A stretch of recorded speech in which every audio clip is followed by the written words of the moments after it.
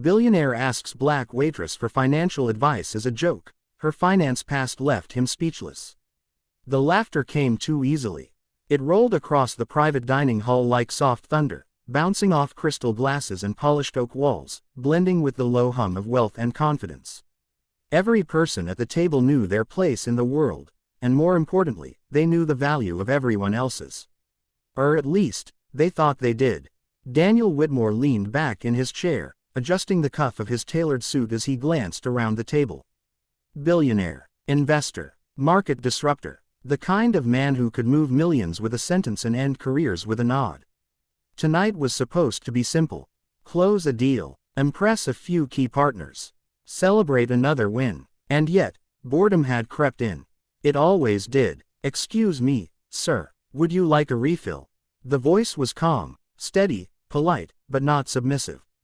Daniel looked up. The waitress stood beside him, holding a glass pitcher of water. Her uniform was simple, neat, and pressed. Her name tag read, Amara. There was something different about her. Not obvious, not loud, just different. "Sure," Daniel said, sliding his glass slightly forward. As she poured, he studied her, not in the careless way some of his guests did, but with curiosity. Her posture was straight, her movements efficient, no hesitation, no awkwardness. It didn't match the room, or at least, not her role in it. One of the investors across the table chuckled. "Daniel, you look like you're analyzing her like a stock." More laughter. Daniel smirked. "Maybe I am." Amara finished pouring and stepped back slightly. "Anything else, sir?" Daniel tilted his head, an idea forming, half boredom, half amusement. "Actually," he said, loud enough for the table to hear, "maybe you can help me with something." A few heads turned. Amara met his gaze calmly. "I'll do my best." Daniel leaned forward, resting his elbows on the table. "We're discussing a potential investment. High risk, high reward. Complex financial modeling. You know, the kind of thing that keeps people like us up at night." A couple of guests smirked. "And I was thinking," he continued, a playful edge in his voice, "why not get an outside perspective?" Someone laughed softly. "Oh, this should be good." Daniel gestured toward her. "Tell me, Amara, if you had $10 million to invest right now, where would you put it?" The table went quiet for a second. Then the laughter returned. Not loud, not cruel, at least, not intentionally. Just dismissive. The kind that assumes the answer before the question is even finished. Amara didn't laugh. She didn't shift uncomfortably. She didn't rush to excuse herself. Instead, she looked at him. Really looked at him. "Is this a serious question?"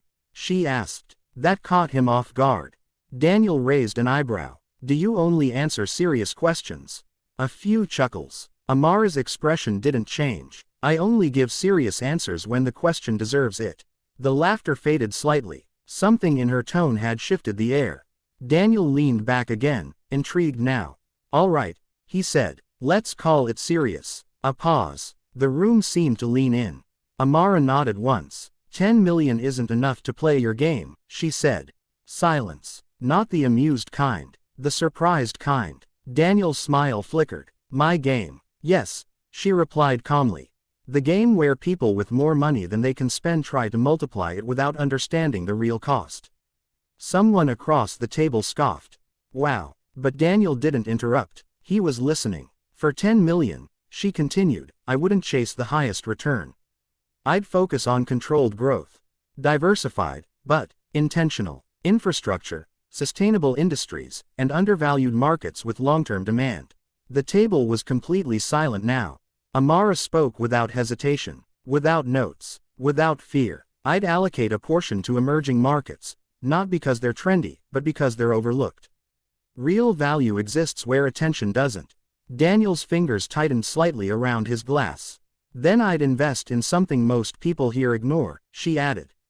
"And what's that?" he asked. "People." A few eyebrows raised. "Education, skill development, small business funding, not charity, investment. The kind that doesn't just generate profit, but stability." Someone leaned forward. "That's idealistic." Amara glanced at him briefly. "No, it's strategic." The confidence in her voice made it hard to dismiss. Daniel felt something shift. What about risk? He asked, his tone now serious. Amara met his gaze again. Risk isn't what you think it is, she said. You measure it in numbers. I measure it in consequences. The words landed differently. He didn't respond immediately. Losing money is recoverable, she continued. Losing trust, opportunity, or entire communities, isn't. No one laughed this time. Daniel sat still, processing, studying her. Where did you learn to think like that? He asked quietly. The question wasn't part of the joke anymore. Amara hesitated, just for a second. Then she said, experience. Daniel wasn't satisfied with that. What kind of experience? The room waited. Amara looked around briefly, as if weighing something. Then back at him. The kind that costs everything, she said. A subtle tension filled the air.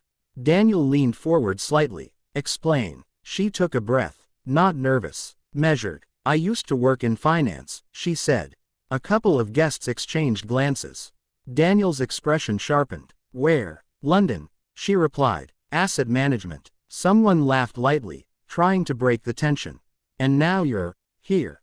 Amara didn't look at them. Yes, she said simply. Daniel's voice dropped. What happened? Another pause. Longer this time, but not uncomfortable, just heavy. I made a decision, she said.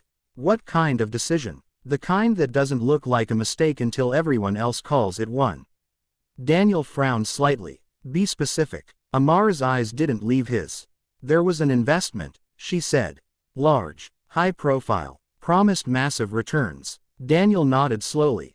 Go on. I was part of the analysis team, she continued. Something didn't add up. The numbers worked on paper, but not in reality. A few people shifted in their seats. I raised concerns, she said. Quietly at first, then more directly. And, Daniel asked. They ignored it. Of course they did, someone muttered. Amara continued. Because the deal was too big to question. Too profitable to doubt. Daniel's jaw tightened slightly. So what did you do? He asked. I pushed harder. And, they asked me to sign off on it anyway. Silence. Daniel's voice was barely above a whisper now. Did you? Amara shook her head. No. The word hung in the air. What happened next? He asked. I refused, she said. Publicly. A ripple of surprise passed through the table. They removed me from the project, she continued. Then from the company. Just like that, someone asked. Amara nodded. Just like that. Daniel's eyes narrowed. And the investment? It went through. A pause. And, Amara's expression didn't change. It collapsed. The word hit harder than expected. How bad? Daniel asked. She held his gaze. Billions. No one spoke. No one moved. The firm survived, she added. The executives moved on. The investors absorbed the loss. And you? Daniel asked. I became the easiest part to erase, she said. Something in Daniel's chest tightened. You tried to stop it, he said. Yes. And you paid the price. Yes. Silence filled the room again. But it wasn't the same silence as before. This one carried weight, understanding, discomfort. Daniel leaned back slowly. The joke was gone. Completely. He looked at her.